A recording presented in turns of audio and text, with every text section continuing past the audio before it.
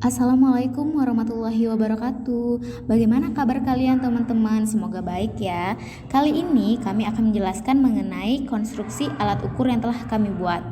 Video ini kami buat untuk memenuhi tugas mata kuliah penyusunan skala psikologi dengan dosen pengampu Ibu Kusumasari Kartika Hima Darmayanti MSI.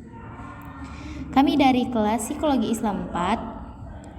Adapun nama anggotanya adalah yang pertama Cedi Nadila Iyasa, yaitu saya sendiri, yang kedua Rizka Fadilah, yang ketiga Jualing Krisna, dan yang keempat Rahmat Aidil Wardana, yang kelima Hikmah Nur Satri, dan juga yang terakhir RM Ramadan. Baiklah, langsung saja pemaparan materi akan dijelaskan dari masing-masing anggota kelompok kami. Happy watching! Perkenalkan, nama saya Rahmat Aidil Wardana. Saya akan menjelaskan bab 1 pendahuluan, latar belakang. Kepercayaan diri merupakan suatu sikap atau keyakinan atas kemampuan diri sendiri, sehingga dalam tindakan-tindakannya tidak terlalu cemas, merasa bebas untuk melakukan hal-hal yang sesuai dengan keinginan dan tanggung jawab atas perbuatannya, sopan dalam berinteraksi dengan orang lain, memiliki dorongan prestasi, serta dapat mengenali kelebihan dan kekurangan diri sendiri. Adapun beberapa aspek kepercayaan diri menurut Lauster 2003, yaitu yang pertama, yakin dan kemampuan diri. Yang kedua, optimis. Yang ketiga, objektif. Yang keempat, bertanggung jawab. Dan yang kelima, rasional dan realistis. Sesuai pada aspek di mana alat ukur ini dapat dituju untuk mengukur tingkat kepercayaan diri pada mahasiswa.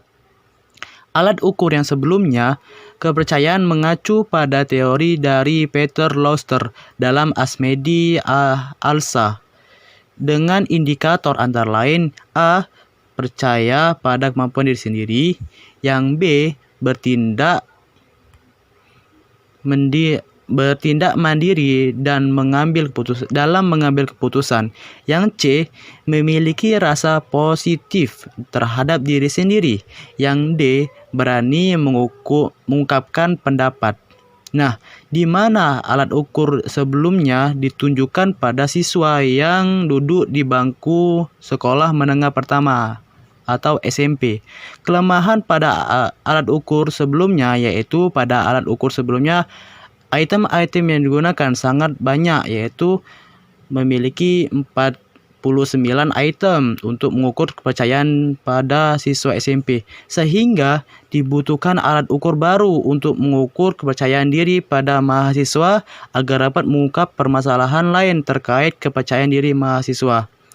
Selanjutnya yaitu masalah penelitian. Yang pertama, apakah alat ukur kepercayaan diri memiliki konsisten antar waktu yang tinggi? Yang kedua, apakah alat ukur kepercayaan diri valid untuk mengukur konstruk kepercayaan diri? Yang ketiga, apakah item-item alat ukur kepercayaan diri memiliki derajat kesulitan yang tersusun dengan baik sesuai dengan tujuan alat ukur?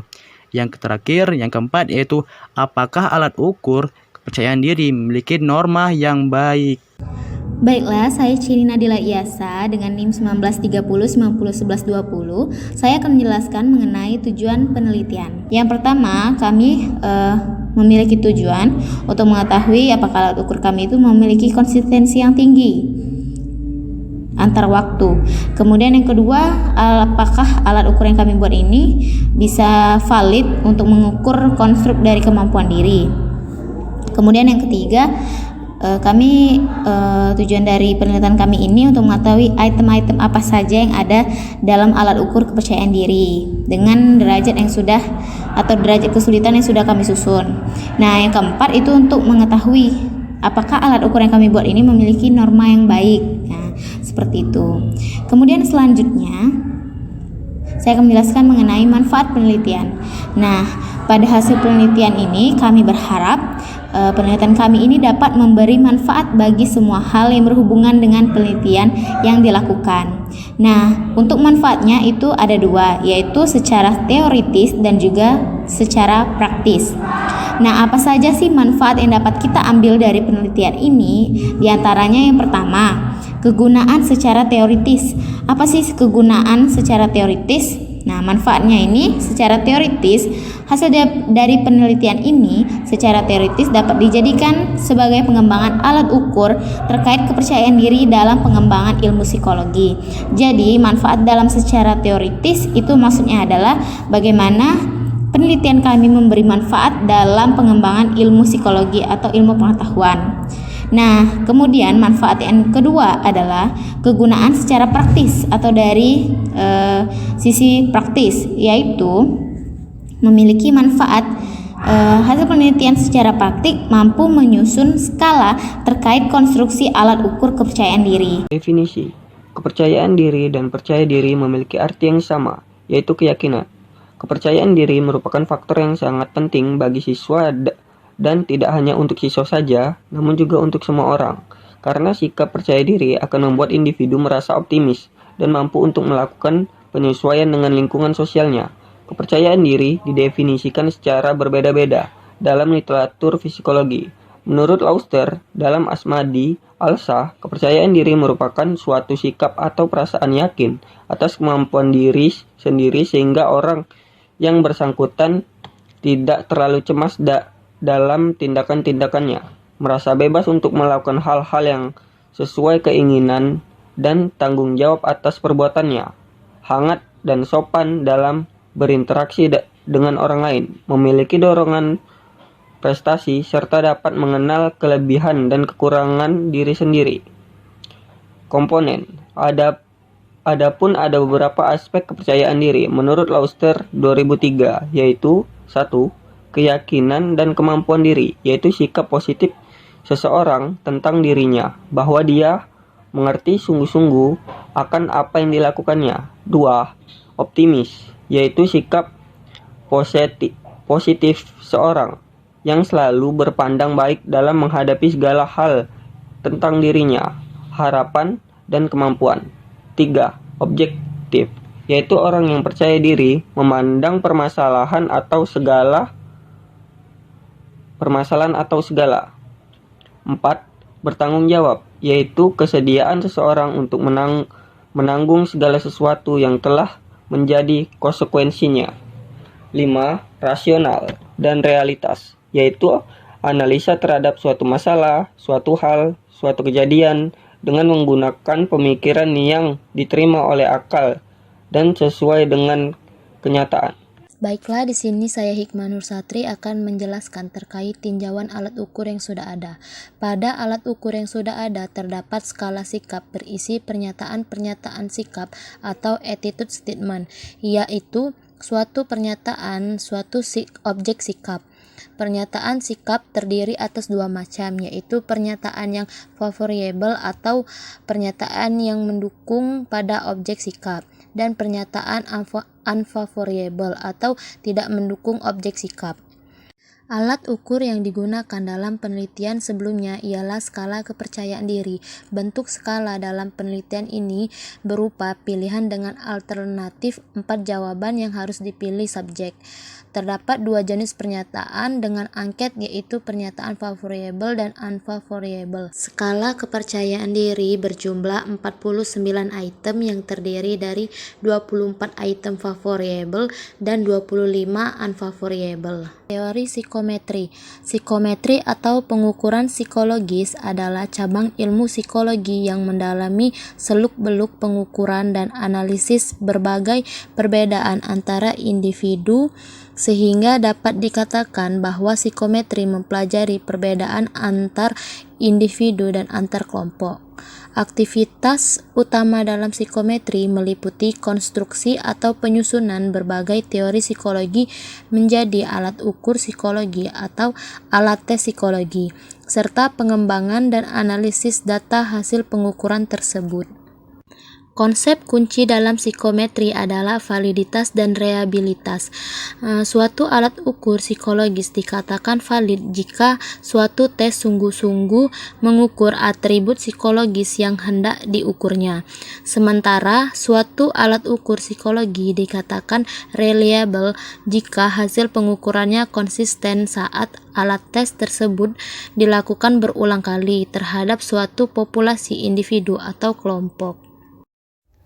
Jenis tes. Pembagian tes psikometri secara garis besar. Tes psikometri dapat dibagi dalam 3 kategori utama, yakni tes bakat, tes perilaku, dan tes pusat penilaian. Persyaratan alat ukur yang baik. 1. Reliabilitas. Menurut subpraktiknya, reliabilitas mengacu pada konsistensi hasil pengukuran jika prosedur pengetesannya dilakukan secara berulang kali terhadap suatu populasi individu atau kelompok. Artinya, bahwa reliabilitas berusaha memastikan bahwa sebuah alat ukur menghasilkan sebuah nilai yang bebas dari kesalahan pengukuran. 2. Validitas. Validitas adalah karakteristik utama yang harus dimiliki oleh setiap skala atau alat ukur, sehingga suatu skala berguna atau tidak ditentukan oleh tingkat validitasnya. Menurut subpraktiknya, validitas mengacu pada taraf sejauh mana evidensi atau bukti-bukti empiris maupun teoritis mendukung cara penafsiran skor tes sesuai tujuan penggunaan tes. Artinya, bahwa validasi berusaha memeriksa dan mengevaluasi kualitas penafsiran skor tes sesuai dengan tujuan penggunaan tes, bukan tes itu sendiri. Hal ini dapat dilihat dari 5 jenis evidensi yang perlu dikumpulkan dalam rangka memeriksa dan mengevaluasi validitas alat ukur. Baiklah, di sini saya akan melanjutkan tentang 3 analisis item. Analisis item merupakan proses pengujian parameter-parameter item guna mengetahui apakah item memenuhi syarat psikometris untuk disertakan sebagai 9 bagian dari skala. Parameter item yang perlu diuji adalah daya beda. Daya beda item memperlihatkan kemampuan item untuk membedakan individu ke dalam berbagai tingkatan kualitatif atribut yang diukur berdasarkan skor kuantitatif. Menurut Kaplan dan Suzuki dan Suzo, analisis item adalah kegiatan mengevaluasi item. Alat tes. Analisis item dapat dilakukan secara kualitatif dan kuantitatif. Dalam kualitatif yaitu menyangkut perwakilan tingkah laku domain menjadi item dalam alat tes atau konten dari forma, content validity atau menyangkut aspek judgment. Kemudian kuantitatif dibagi menjadi item difficulty dan item discriminant. 4. Norma. Norma adalah penyebaran skor-skor dari suatu kelompok yang digunakan sebagai patokan untuk memberi makna pada skor-skor individu. Terdapat 2 jenis norma, yaitu 1. Norma perkembangan digunakan untuk menginterpretasikan skor-skor pada tes-tes perkembangan. Norma perkembangan dibagi menjadi mental age, basal age, nilai rata-rata yang diperoleh kelompok umur tertentu, skala ordinal, criterion reflection testing, acceptance tables. 2. Norma kelompok digunakan untuk mengetahui posisi subjek dalam distribusi sampel normatif. Sampel normatif adalah skor subjek dibandingkan dengan skor kelompok.